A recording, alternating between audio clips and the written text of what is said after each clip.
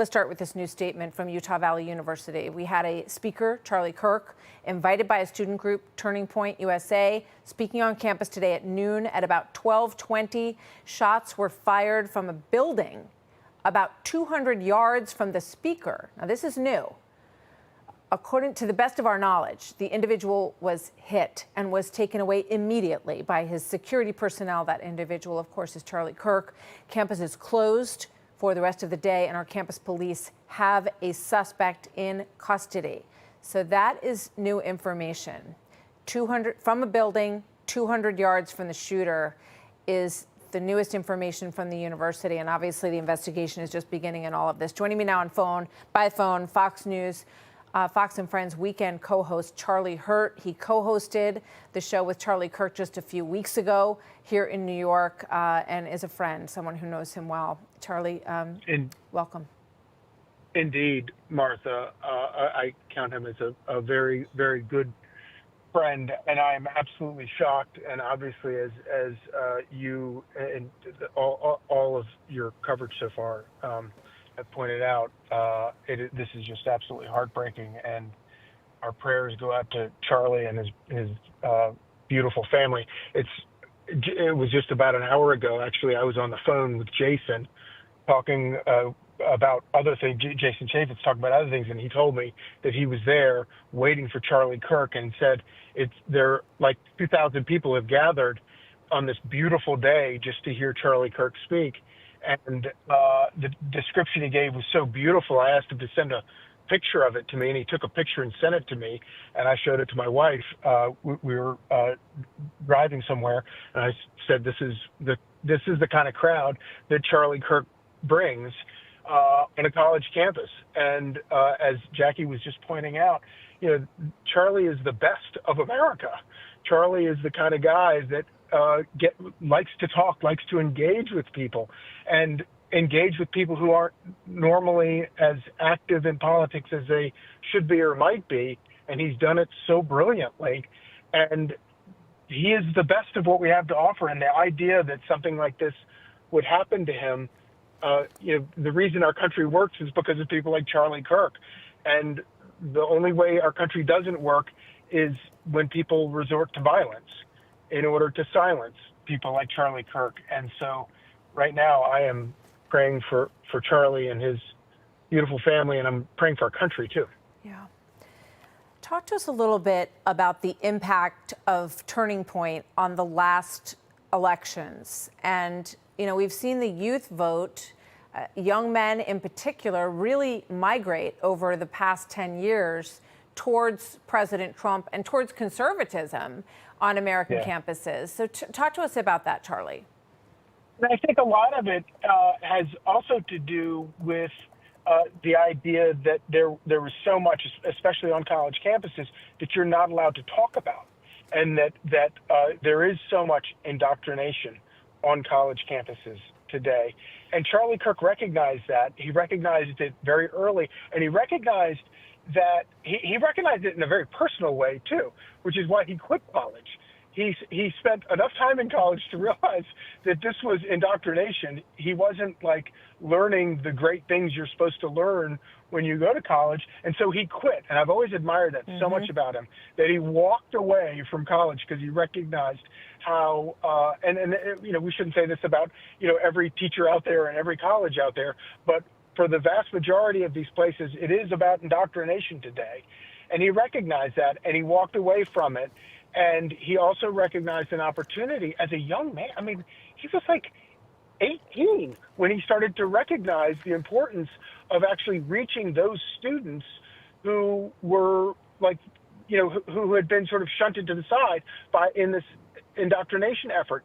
And he talked to them in a very mature way, the way, if you're going to have a democracy, if you're going to have a country, a republic, where we are self-governed, you have to have people who are informed, and you have to have people who are educated, and people who can have debates. And Charlie met them at that spot, and he did it better than anybody I've ever known. And he reached them, and because he treated them as grown-ups, as intelligent people, and talked about the things that a lot of college professors didn't want them talking about, he reached them in a very powerful way. And that's why come 2024 in the last election, I would say that there's probably no person outside of President Trump himself who was more important at helping President Trump reach those people he needed to win re-election.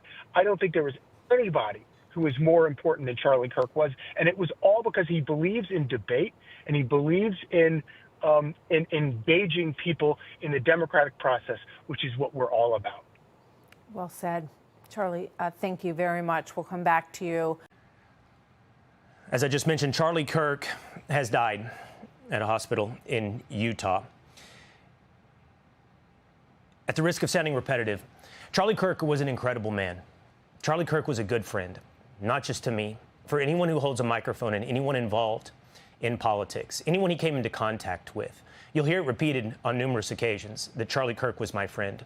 And that doesn't make either any one of us unique. It makes Charlie Kirk unique because every single one of us would get a text, would get a direct message, would get a call from Charlie, encouraging us, congratulating us, complimenting a conversation or a segment. In a business that is full of ego, in a business that is full of competition, Charlie Kirk was a true friend. Charlie Kirk was also a major, influential presence in the United States of America, who's already been described by the President of the United States as legendary. No one has marshaled the youth in this country in my lifetime in the way of Charlie Kirk. Whether or not it's my children, who I will talk to tonight when I go home, 2 young boys, teenagers, who know Charlie Kirk, who listen to Charlie Kirk, or the kids that I meet on college campuses before big noon kickoff on Fox Sports at Ohio State, who want to ask me about Charlie Kirk. In the thousands and tens of thousands across this country, from college campus to college campus, Charlie Kirk has been a major influence on the young people of this country. But his influence didn't stop on college campuses. Charlie Kirk's influence extended to the heights of power in the United States of America. A personal friend, I know, to the Secretary of War, to the Secretary of State, to the Vice President of the United States, to the President of the United States. Charlie Kirk's influence literally knew no bounds, and he changed America for the better. For those that hate and those that disagree and that can find no other way to respond but with violence. You did nothing today but to point out the important influence and the great man that was Charlie Kirk. All right, let's bring back in Fox News contributor. This is where we started the day, Jason Chaffetz, who was at that event, and he joins us now at the end of our hour as well, after we have learned, and we're here to get your reaction, Jason, that Charlie Kirk has died. It's so sad. I want his wife and the country to know that the last question he took, the last thing he talked about to people in Utah, thousands of people that wanted to come hear him, is that his message was one of love, of Jesus Christ, of his belief in prayer. And he talked about that from his heart, and you could feel it. And he's done that multiple times before. But I consider it an honor to be there.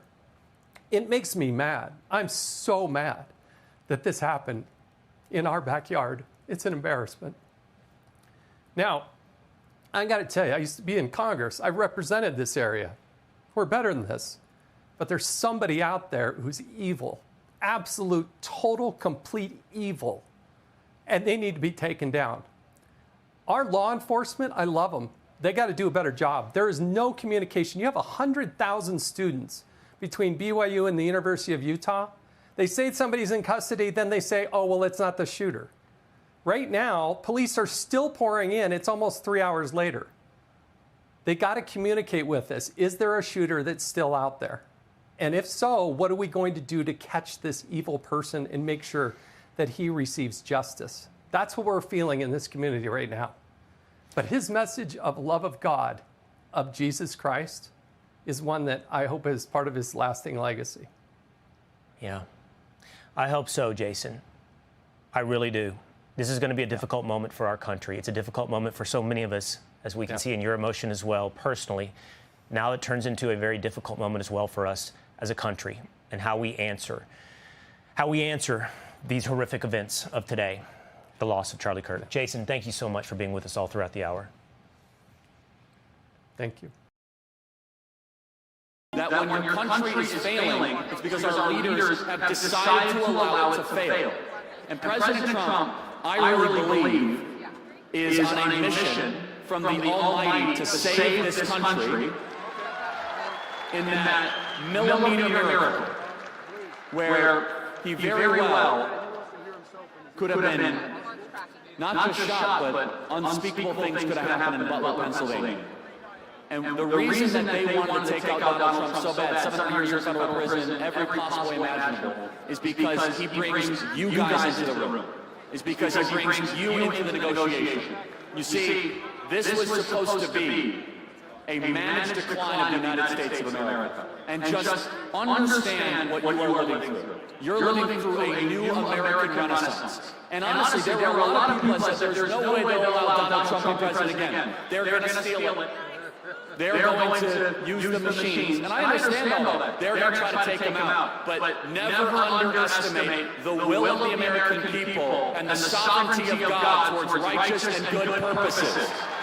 Donald Trump is evidence that God is not done with the United States of America, that our best days are ahead of us. I talk to a lot of young people on campuses, at our events, on my radio show, podcast, and social media. Said differently, I visit college campuses so you don't have to. I hear a lot from young people about their hopes, their dreams, and their fears. You see, young people are idealists. They respond to vision. For the past 4 years, they've seen the vision of the Biden-Harris regime. That vision is, you'll own nothing and be happy. The Democrats say, instead of owning a home, you'll rent a 400-square-foot studio apartment. Instead of owning a car, you'll rent a scooter using some app. Their vision is this: limit your dreams, give up, aim lower, be content with less. If you're a 20-something in America, life has been really tough. You've watched home prices rise 47% since 2020, 47%. Home ownership is now out of reach unless you make over $106,000 a year. Since I last spoke at the Republican convention 4 years ago, I've become a husband and father. In fact, we have 2 under 2. I think I get extra points for that. For millions of people my age, that is a dream that feels farther away than ever under the Biden-Harris administration. According to current projections, 1/3 of today's young Americans will never get married. The average American is having fewer children than ever before. Why? It's because for far too many, they simply can't afford them. The basic things our parents enjoyed are increasingly out of reach for Gen Z and millennials. You see, the American dream has become a luxury item for the wealthy elite. Happy countries have children. Broken countries have addiction, depression, and suffering. Democrats have given hundreds of billions of dollars to illegals and foreign nations, while Gen Z has to pinch pennies just so that they can never own a home, never marry, and work until they die, childless. Under Biden, our young people own nothing and they are miserable. Donald Trump refuses to accept this fake, pathetic, mutilated version of the American dream.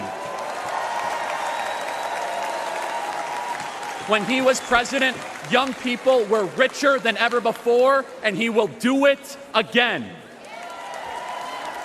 Donald Trump is on a rescue mission to revive your birthright, one your grandparents and those before them gave everything to hand down to you.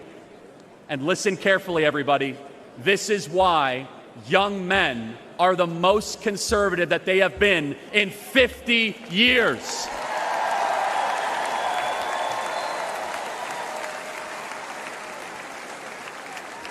To all the Gen Zers watching this convention on TikTok right now, I have a message just for you. You don't have to stay poor. You don't have to accept being worse off than your parents. You don't have to feel aimless and unhappy. You don't have to support leaders who lied to you and took advantage of you for your vote. America's future is a series of choices. Our current state of slow motion national decline is a choice. This November, we're going to choose success. We're going to choose to put the future of Americans first. We are going to choose to no longer be spectators this election. We together are going to do the work to save America. We are going to choose to work harder than ever before, to chase ballots, to vote early, to register new voters, and all of us together working harder than ever, we will fire the Biden-Harris regime and put Donald Trump back in the White House where he belongs. God bless you guys. Thank you so much. I said to my team, I said, guys, something is happening on these campuses. And the media was ignoring it. In fact, we were mocked on social media by all the intelligentsia of the political establishment, right and the left, saying, oh, you know, the polls show that younger voters are going to go for Kamala than ever before. And I said, well, maybe, but what I'm seeing is unlike anything I've ever seen before. And not only that, Megan, our ground game and our ground team was registering these kids to vote. We were getting thousands and thousands of these first-time voters. So it wasn't just like, okay, let's put on a show and we leave. We were translating the support into votes. Fox News decides Donald Trump is president of the United States. We've got our republic back, folks. Let's go. There it is. Everybody should remember this moment. Look, I'm gonna echo Charlie from earlier. Remember where you were when this happened. Remember where you were when you realized that the Uniparty and all of these, you know, just the establishment, you said it's time to actually participate. And look what you guys have done. And if anyone deserves to get tears in his eyes, it's Charlie. I think we all agree. I think Erica was chucking his money into something in the break room. No one has worked harder than Charlie for this. We gotta hear some words here from you, Charlie. You put all this together, my man. Let's hear it. I am just humbled by God. It's all God. It's all God. God alone. God alone.